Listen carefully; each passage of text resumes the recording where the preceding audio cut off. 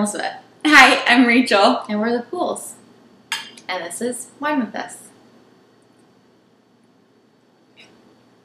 So tonight we're drinking a Vonier.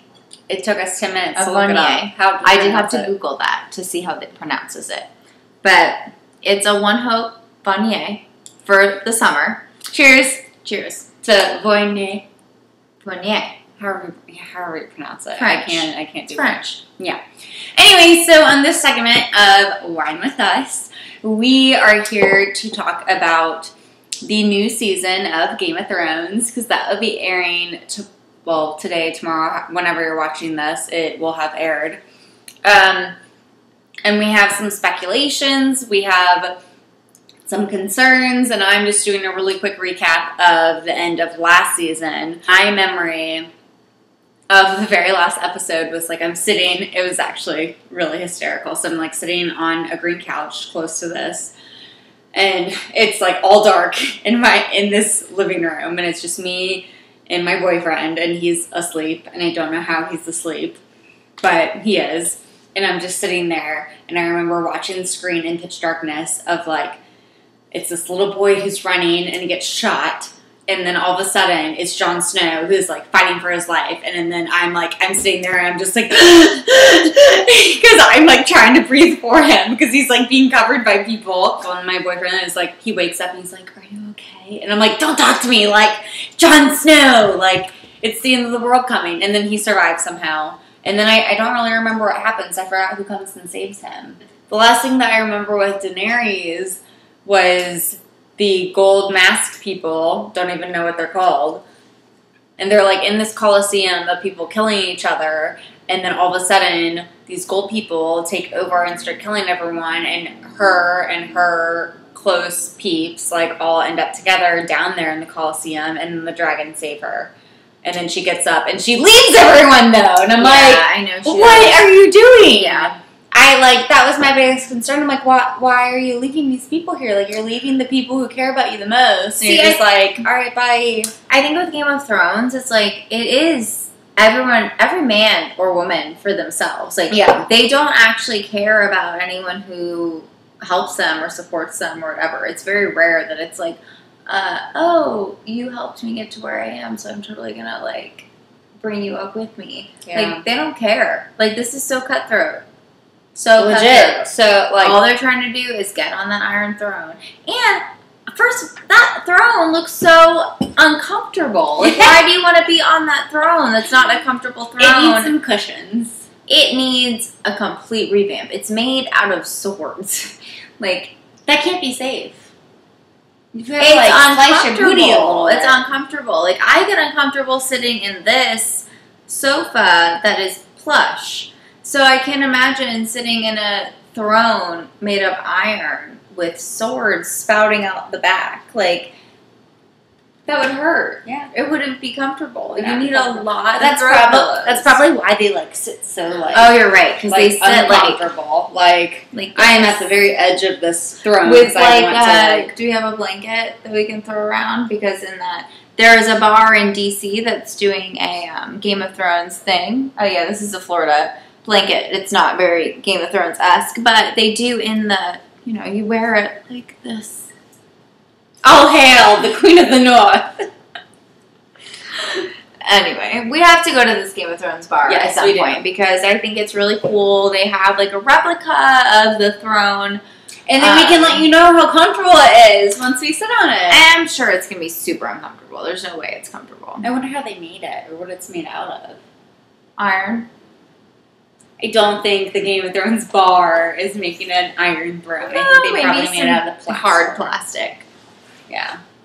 Another last thing that I remember from the previous episode was, oh my god, I can't think of her name. Cersei with her short hair blowing up that thing with the green smoke. Yeah. And I don't remember what that thing was, but what's her name from Hunger Games was there.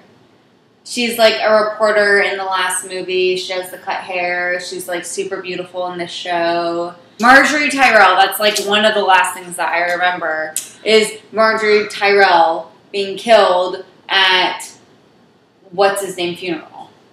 Because they're all there at his funeral. Another. I don't think I remember this. Whose funeral? The guy who committed suicide. It was the youngest son. Oh, yeah. And it's weird that they were even together because, like, he was super young. Yes. Well, she was supposed to marry, what's his name? And then he was horrible, and then he was killed.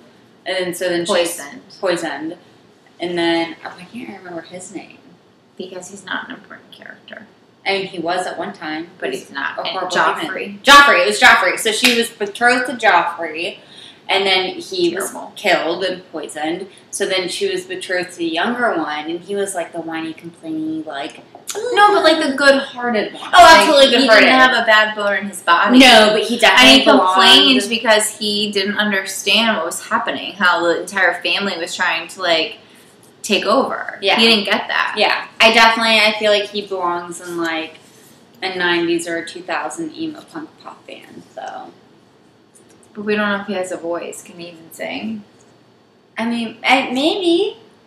But I just, like, that's his character. But anyway, so he, like, killed himself, and so then they're at his burial. He does jump out of the window. Yeah, that was very upsetting. I remember that now. So then, yeah, it was Marjorie who was there at his burial, and then they all explode. They all die by green smoke. And then, oh my gosh, what is going to happen with that massive monster? Because it's like, so it's going to be Cersei in the, like, Frankenstein that she created. That huge monster. So it's like, okay. Oh, so, yeah. Who are the people that are still a part of the Game of Thrones? So it's Cersei and her monster. Yes. And then it's... Tyrion. Yes, Tyrion, who we love. We do. Tyrion. I drink and I know things. Like, we live by that. Yeah, absolutely. And then Jon Snow. And then we have Daenerys and all of her people, who Tyrion and Daenerys were with each other until she flew away. I know, but I see them as separate. And I think the dog is still alive.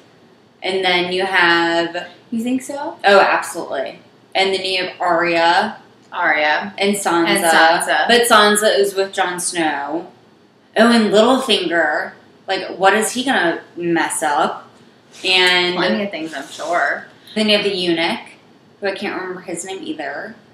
And he's the bald guy. Yeah. Greyjoys. Because I know they're, like, a huge part of it, too. Yeah, they are. So who do you think? Okay, this is my thing. It's like Game of Thrones, you never know who they're going to kill off. Watching it, I was horrified when he got killed. I was just like...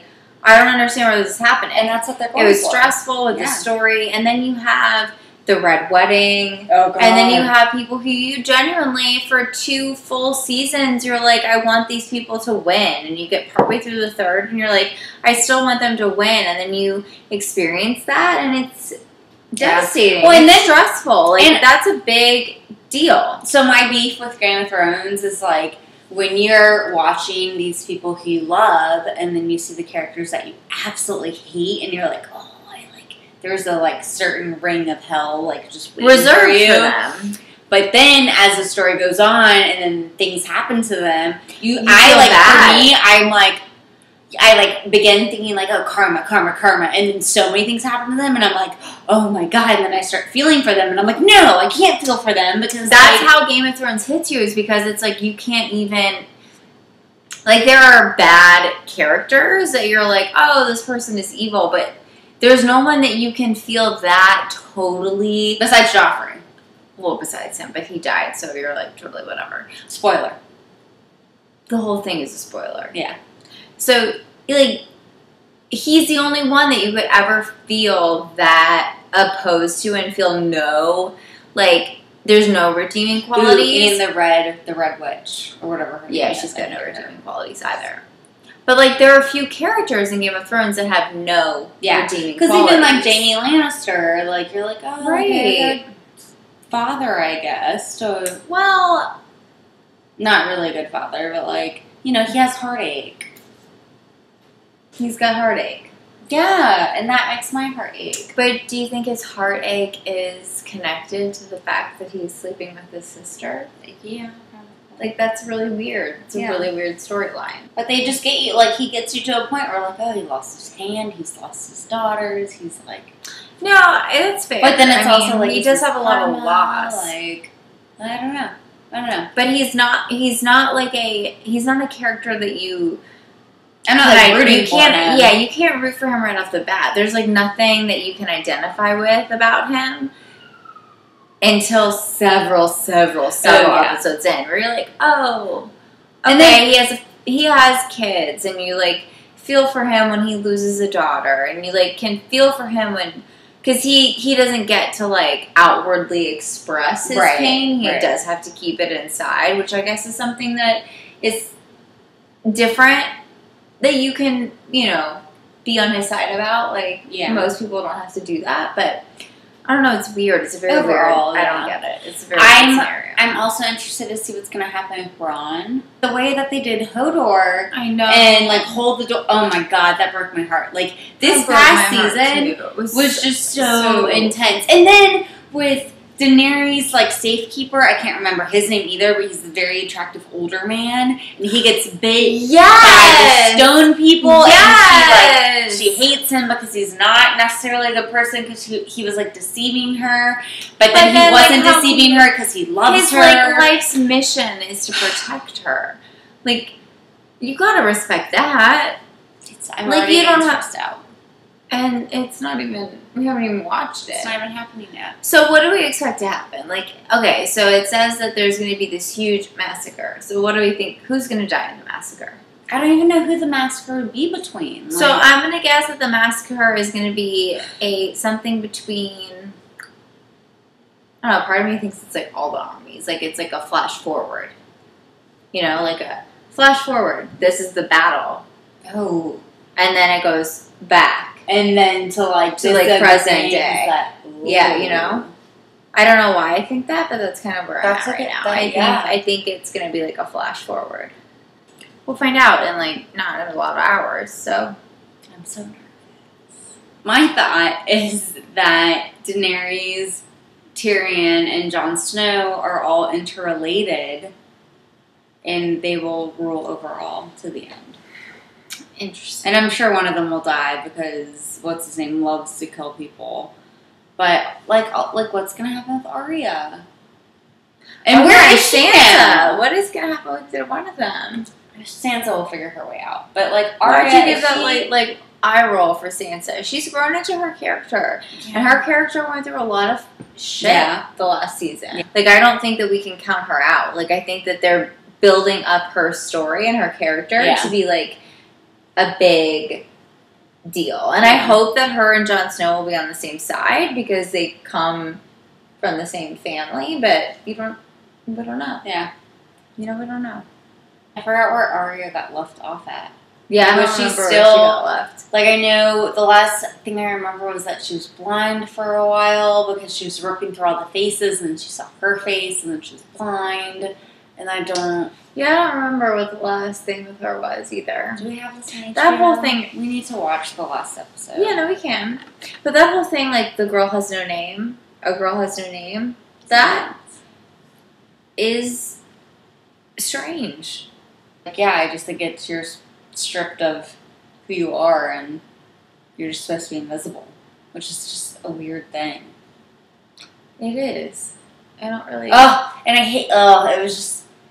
This past season was just so hard to watch, because even seeing her, like, getting beaten up by that other girl, I was like, oh, it's just so hard. Yeah, with the stick. Yeah. I wanted to, like, jump through the TV so many times. When did you get the amount of ribs that she probably broke? Like... Yeah. Ow. The amount of concussions that she would have gotten. Yeah. Yeah. I don't know. I don't know. We're very interested to see what's going to happen this season. We'll see. And I'm sure more speculation will come from us, and we'll go from here, and you'll see a follow-up as to what our thoughts are after this very first season. Yeah. Super excited, super nervous. I'm like, my blood is pumping, chills are on. We're ready. We're not ready. I don't know. Not, but we're excited. I'm confused, but excited. So, cheers to Game of Thrones. Here's to Game of Thrones.